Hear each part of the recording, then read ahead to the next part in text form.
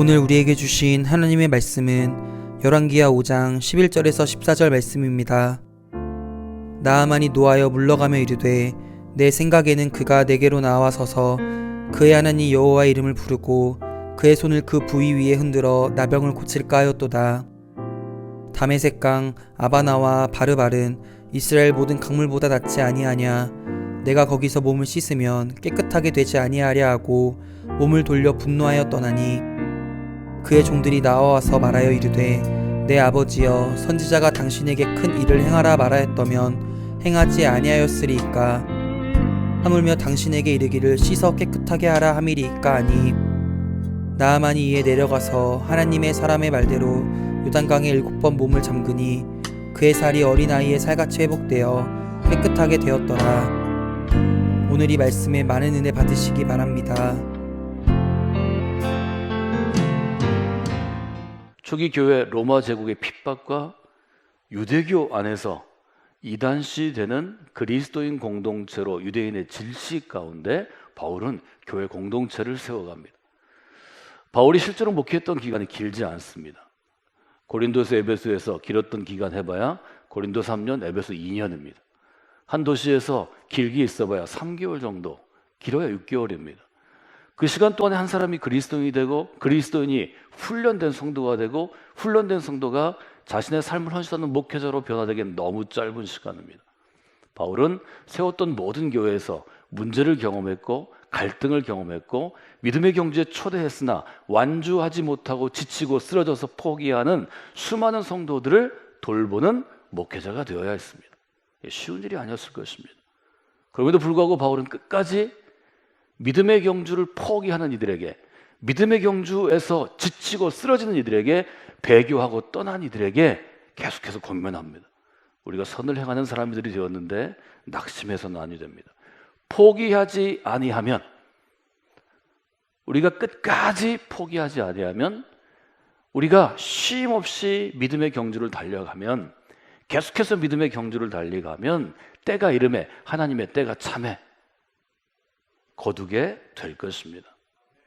갈라디아서의 말씀이 목회자로서의 바울의 아주 간절하고 절실한 심정이었다고 제가 말씀을 드렸습니다. 히브리서 12장은 우리 모두에 대해서 우리는 믿음의 경주, 믿음의 마라톤에 참여한 경주자, 마라톤 선수와 같다고 규정합니다. 아주 분명하게 얘기하죠. 우리에게는 구름과 같이 우리를 둘러싼 허다한 증인들이 있습니다. 우리는 무거운 것을 벗어버려야 합니다. 우리를 얽매이기 쉬운 죄를 벗어버려야 합니다. 그리고 인내로서 견뎌내고 참아내므로 우리 앞에 주어진 경주를 끝까지 뛰어가야 합니다. 믿음의 경주에 출전한 경주자는 첫 번째 조언처럼 한 번에 한 걸음씩 달려가야 합니다. 우리 찬송가 중에 한 걸음 한 걸음 주와 함께 라는 찬송가가 있습니다. 후렴구가 얼마나 힘이 있나요? 첫째는 한 번에 한 걸음씩이고 두 번째는 우리가 완주해서 도착해야 할 목표점, 결승점이 생각보다 가까이 있다는 것입니다. 마라톤에는 마해 구간이 있습니다. 대부분 어떤 코스든지 선수들이 10km, 20km, 30km를 뛰어서 35km 어간에 도착하면 그만두고 싶다는 것입니다. 심장은 터질 것 같고 손과 발에는 힘이 빠지고 조금만 더 가면 죽을 것 같은 두려움과 공포가 선수들이든 일반인 참가자든 붙잡는다는 것입니다. 이것을 마해 구간이라고 부르고 전문 마라톤 용어로는 마라톤 월이라고 부릅니다. 마라톤에 벽이 있다는 것입니다. 이 벽을 깨고 지나가야 결승점까지 갈 수 있습니다. 마해 35km를 지나고 39km, 7km, 8km쯤 가면 메일 스타디움이 보입니다. 서울은 잠실 대로를 뛰어올 때 잠실에 메일 스타디움이 보입니다. 메일 스타디움이 보이면 힘이 없던 손과 발에 에너지가 차오른답니다. 심장이 다시 벅차오릅니다. 메일 스타디움에 있는 5만 명, 6만 명의 수만 명이 지르는 함성 소리가 들리기 시작합니다. 그때는 내가 뛰는 것이 아니라 흥분해서 내 안에 또 다른 나가 깨어나서 뛰기 시작한다는 것입니다. 결승점이 보이기 때문입니다. 생각보다 결승점을 보면 뛰기가 더 쉽습니다. 결승점이 보이지 않으면 뛰기가 어렵습니다. 하나님께서는 여러분이 결승점을 보고 뛸 수 있도록 도와주실 것입니다. 여러분 교회 안에서 매주일 그저 힘이 없고 믿음이 떨어지고 어려워도 just show up, 나오기만 하셔야 합니다. 함께 뛰는 선수들이 있기 때문입니다. 여러분이 지치면 여러분의 팔을 어깨동무하고 끌고 갈 것입니다. 힘들면 업고 갈 수도 있습니다. 여러분 힘이 있을 때는 다른 사람을 그렇게 해야 합니다. 결승점이 보이는 메인 스타디움이 보이는 대로에 설 때까지 그렇게 해야 합니다. 시편은 성전으로 나가는 성도들에게 얘기하죠. 시온의 대로가 열려 있습니다. 먼 곳에서 하루길, 이틀길, 일주일길을 걸어와서 예루살렘에 도착하는 순간 예루살렘은 조금 높은 산입니다. 성전이 보입니다. 성전을 바라보며 걸어갈 때 부르던 찬양, 부르던 노래가 시편의 성전 시편들입니다. 교회에서 여러분이 매주일 그것을 체험하셔야 합니다. 오늘 제가 여러분에게 열왕기하 5장의 나만 스토리를 본문으로 드렸습니다. 이 본문을 보는 몇 가지 관점이 있습니다. 저는 오늘 새로운 관점으로 여러분들이 이 본문을 읽고 묵상하기를 원합니다. 저는 이 질문을 던지기를 원합니다. 누가 나만을 살렸습니까? 하는 것입니다. 누가 나만을 붙들어줬습니까? 누가 나만에게 영혼의 돛을 고정시켰습니까? 여러분 이 시점으로 이 본문을 보시면 교회가 해야 할 일이, 우리가 해야 될 일이 아주 분명해집니다. 등장인물들이 여러 되죠. 첫 번째는 한 소녀가 등장합니다. 이 소녀는 하인입니다. 종입니다. 이 소녀는 이스라엘에서 포로로 잡혀온 아주 연약하고 불쌍한 소녀입니다. 이 소녀의 주인, 여주인이 등장합니다. 여주인이 남편이기도 하고 아람 왕국의 실력자인 나아만이라는 용사여 장군이 등장합니다. 그의 주인된 아람 왕이 등장합니다. 아람 왕의 파트너가 된 아람보다는 약소국인 이스라엘 왕이 등장합니다. 이스라엘 선지자로 널리 알려진 엘리사가 등장합니다. 엘리사를 돕는 그의 종 엘리사의 사자가 등장합니다. 나만을 돕는 나만의 부하 종들이 등장합니다. 1절에 이렇게 되어 있습니다. 아람 왕의 군대 장관, 지금으로 얘기하면 국방부 장관입니다. 왕의 군대를 책임진 장관 나아만이 주인 앞에서 크고 존귀한 자니 그는 여호와께서 전에 그에게 아람을 구원하게 하셨습니다. 나아만에 대한 소개죠. 나아만은 국방부 장관입니다. 이인자라는 뜻입니다. 왕을 제외하고는 군대를 움직일 실권을 지닌 사람이 고대 국가는 최고입니다. 왕을 바꿀 수 있는 사람입니다. 왕은 그를 신뢰했습니다. 왜냐하면 나라를 구원했기 때문입니다. 그는 큰 용사이고 대단한 장수였다는 것입니다. 그런데 그에게 문제가 있었습니다. 그는 나병 환자였더라. 그가 노력해서 치유할 수 없는 병이 있었습니다. 인생의 위기가 있었던 것입니다. 인생의 위기는 반드시 해결해야 하는데 해결책이 없었습니다. 아마 그는 굉장히 괴로웠을 것입니다.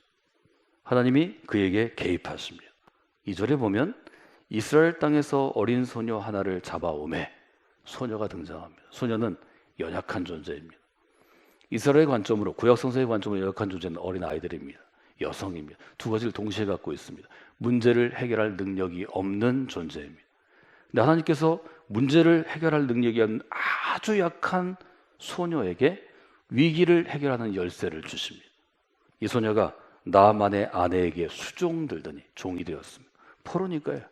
어린아이니까 여주인에게, 만하님에게 수종드는 종이 되었습니다.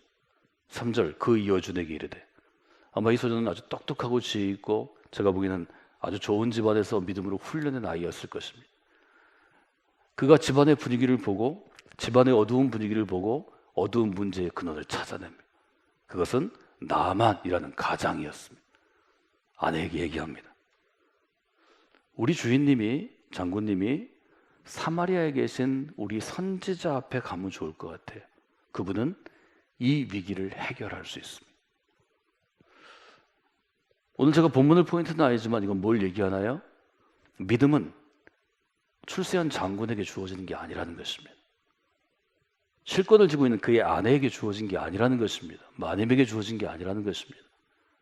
믿음의 눈이 열린 연약한 자에게도 주어지는 것입니다. 그래서 구원이 능력이 있는 것입니다. 성공한 사람, 잘난 사람, 우리 나라에서 큰 소리 치는 사람에게 믿음이 주어진다면 연약하고 힘들고 어려운 사람에게 어떻게 하나님이 구원이 될 수 있습니까? 어떻게 교회가 구원이 될 수 있습니까? 어떻게 복음을 전한 그리스도인 여러분이 구원이 될 수 있습니까? 하나님은 연약한 존재를 들어 쓰시는 기적을 일으키십니다. 한국 교회는 한국 사회를 어떻게 구원할 수 있습니까? 하나님의 도구로 그릇된 누군가 연약한 존재가 믿음으로 설 때 하나님은 그 연약함을 통해 역사하십니다. 우리의 연약함이 그리스도의 강함을 드러내는 그릇이 되는 것입니다. 그것은 바울의 고백이요, 우리의 고백이요, 앞으로 한국교회에 자라날 우리 자녀들의 고백이 될 것입니다. 이 어린 소녀의 이 짧은 이야기가 여주인의 마음을 움직입니다. 그게 가능할까요? 포로로 잡혀온 어린아이가, 그 나라 말도 못하는 아이가 이 얘기를 했을 때 그걸 들을 수 있나요? 하나님께서는 그 길을 여셔서 여주인이 나아만에게 얘기합니다. 나아만은 곧바로 그의 주인께 얘기한다고 4절에 왕에게 얘기하는 것입니다. 내가 살 길이 좀 생겼다고 그러니까 어떻게 좀 해주세요 그러는 거죠. 5절에 보니까 아람 왕이 이르되 뭐라 그러죠? 가라, 갈지어다. 내가 이스라엘 왕에게 글을 보내리라. 편지, 친서를 써준다는 거죠. 나아만이 떠납니다. 굉장히 빨리 진행되죠. 여행의 경비를 왕이 줍니다. 은 10달란트와 금 6,000개와 의복 10벌을 가지고 가서 이스라엘 왕을 만납니다. 6절, 이스라엘 왕에게 그 글을 전하니. 여기서 중요한 것은 이스라엘 왕의 반응입니다. 이스라엘 왕은 하나님의 대리인입니다. 하나님이 세운 왕입니다. 하나님을 잘 알아야 합니다. 이스라엘 왕은 이렇게 얘기합니다. 신하 나아만을 당신에게 보내니 이글에게 당신에게 이르기든 당신은 그의 나병을 고쳐주소서. 편지를 읽었습니다. 7절, 이스라엘 왕이 그 글을 읽고 자기 옷을 찢으며 말하되. 자기 옷을 왜 찢나요? 자기가 해결할 수 없는 문제 가운데, 위기 가운데 지금 처해 있다는 것입니다. 아람 왕도 그 나라의 실세인 2인자도 자기 병을 고치지 못했습니다.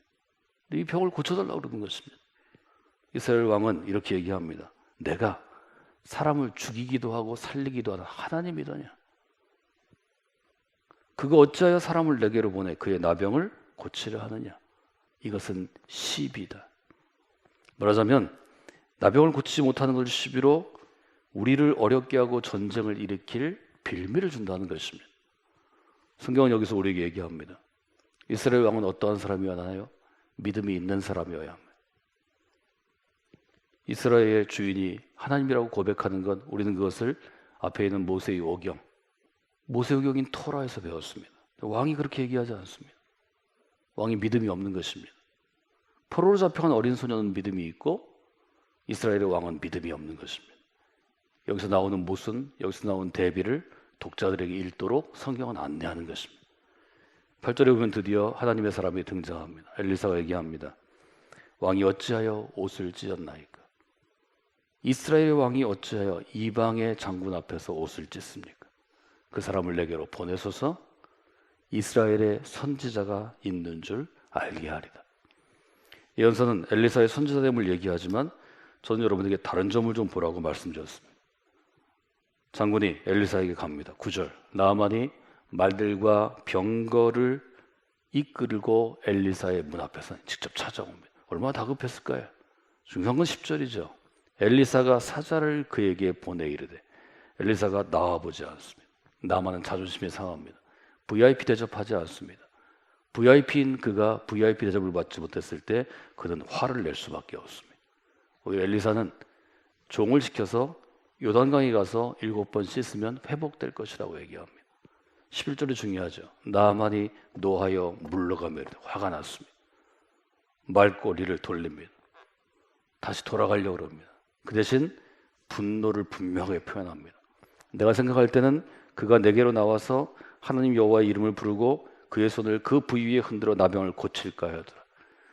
나에게 차를 대접하고 나에게 잘 설명하고 내 상처 위에 손을 얹어 안수함으로 내 병이 고칠 걸 기대했는데 이 사람이 예절이었구나. 내가 누군지를 모르는구나. 내가 보복할 것이다. 뭐 그의 마음에 있지 않겠어요? 얘기합니다. 우리나라에 있는 강이 이스라엘 강보다 훨씬 더 크고 좋지 아니하냐. 내가 차라리 우리나라의 강에 가서 씻으면 깨끗하게 되지 않겠느냐. 12절 이렇게 되어 있죠. 그가 몸을 돌렸다. 그가 화를 냈다. 그가 떠났다. 세 가지 동사가 아주 빠르게 연결되죠. 크게 화를 내었다. 몸을 돌렸다. 떠나갔다. 13절을 같이 읽겠습니다. 13절 어떻게 시작하죠? 그의 종들이 나와서 말하되. 오늘 저는 이 점을 여러분에게 좀 보시라고 하는 것입니다. 나만이 그냥 갈 수도 있었습니다. 나만이 어떻게 나음을 입었습니까? 그의 종들의 역할입니다. 그의 부하들의 역할입니다. 부하들은 아주 냉정하게 얘기하죠. 선지자가 장군님에게 큰 일을 하라고 해도 우리는 할 수밖에 없습니다. 병이 나와야 되니까요. 근데 그냥 가서 좀 씻으라고 그러는데 자존심을 죽이고 가서 씻는 게 낫죠. 이 먼 길을 왔는데 금과 은을 싸들고 와가지고 지금 왕에게 주고 겨우 찾은 살길인데, 여러분, 구원은 그런 것입니다. 구원 앞에 여러분의 자존심은 내려놓아야 합니다. 구원은 절박한 것입니다. 나만이 이 말을 듣고 한 번 더 해야겠다 결심하고 14절에 가면 나만이 내려갔다, 하나님의 사람의 말대로 행했다, 요단강에 7번 몸을 잠그었다. 그는 회복의 선물을 받게 됩니다. 여러분, 신앙은 그런 것입니다. 저는 오늘 이 본문 가운데서 여러분에게 누가 나만에게 한 번만 더를 했나를 여러분에게 주목하라고 말씀드렸습니다. 여러분 인생 가운데 혹 자존심이 상해서 내가 원하는 대로 하나님 해주시지 않아서 그만두고 싶을 때 성광교회에 나오시기만 하면 한 번만 더 기회가 주어질 것입니다. 제가 하든지 저를 돕는 사역자들이 하든지 성도 중에 리더십들이 여러분을 돕든지 한 번 더 좀 몸을 말씀대로 좀 씻고 회복을 입으라고 권유하게 될 것입니다. 하나의 이야기를 좀 들려드리려고 합니다. 1956년 7월 4일에 한 여성 수영선수, 34살 된 플로렌스 체드윅이라는 여성 수영선수가 카탈리나 섬을 출발해서 캘리포니아 해역까지 수영을 해서 해협을 건너왔습니다. 16시간이나 아주 차가운 바람, 얼음으로 채워진 것 같은 물에서 수영을 해서 해안선 앞에 1km 가까이 왔습니다. 주변에 상어떼들이 있었고 그를 돕는 보우트들이 함께하고 100만 명쯤 되는 시청자들이 텔레비전으로 이 광경을 봤다고 합니다. 안개가 너무 짙게 꼈습니다. 결국 그 뒤에서 트레이너가, 코치가, 가족들이 포기하지 마, 계속해야 돼 얘기를 하는데 500m쯤 가다가 결국 뒤에 따라오는 자기를 구조하는 구조선에 오릅니다. 실패한 것입니다. 그 다음날 인터뷰를 하는데 기자한테 이렇게 얘기했다고 합니다. 변명을 제가 하는 건 아니지만, 제가 실패했지만 만일 제가 가고자 한 육지, 결승점이 보였다면 저는 조금만 더 가면 되는데, 몇백 미터만 더 헤엄치면 되는데 끝까지 했을 것입니다. 2달 후에 플로렌스는 다시 도전합니다. 이번에도 상황이 바뀌지 않았습니다. 여전히 바닷물은 얼음처럼 차갑고 안개는 짙게 끼어서 앞이 보이지 않았습니다. 그런데 두 번째는 완주할 수 있었습니다. 안개가 있었지만, 장애가 있었지만 이 플로렌스 체드윅은 그 해협을 완주해서 기록을 세웁니다. 최초의 여성 선수가 되고 남성 선수의 기록보다 2시간을 1956년에 앞서게 됩니다. 어떻게 했을까요? 안개가 장애가 되었지만, 안개가 무거운 짐이 되고 안개가 얽매기 쉬운 죄가 되었지만 그는 결승점을 마음속으로 그려보면서 상상하면서 두 번째는 헤엄칠 수 있었습니다. 믿음의 경주도 그러합니다. 결승점이 가까울수록 안개와 같은 장애물, 히브리서의 표현을 하면 무거운 짐과 얽매이기 쉬운 죄가 안개처럼 우리로 결승점을 보이지 않게 할 것입니다. 대부분의 경우 믿음의 경주의 결승점은 보이지 않을 때가 많습니다. 안개가 우리를 가립니다. 안개를 꿰뚫고 뛰어넘어 결승점까지 가는 것이 우리의 임무입니다. 성광교회가 그리할 수 있도록 도와드리겠습니다. 안개가 여전히 끼어 있어도 안개를 뛰어넘어 갈 수 있도록 소리치는 소리가 들릴 것입니다. 조금만 더 가면 돼. 앞으로 계속해서 가. 100m만 더 가면 돼. 한 번만 더 가면 돼. 여러분 예배 중에 그 소리를 들을 수 있을 것입니다. 훈련 중에 그 소리를 들을 수 있을 것입니다. 봉사하는 중에 그 소리를 들을 수 있을 것입니다. 하나님은 교회를 그렇게 사용하십니다. 성광교회는 그렇게 쓰임 받아왔습니다. 여러분이 결승점에 집중하도록 성광교회는 최선을 다해 도울 것입니다.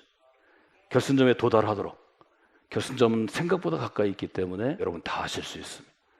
여러분이 다 하실 수 있을 때까지 성광교회는 최선을 다해서가 아니라 생명을 다해 도울 것입니다. 여러분이 결승점에 도달하는 믿음의 경주자들이 되어주시기를 바랍니다.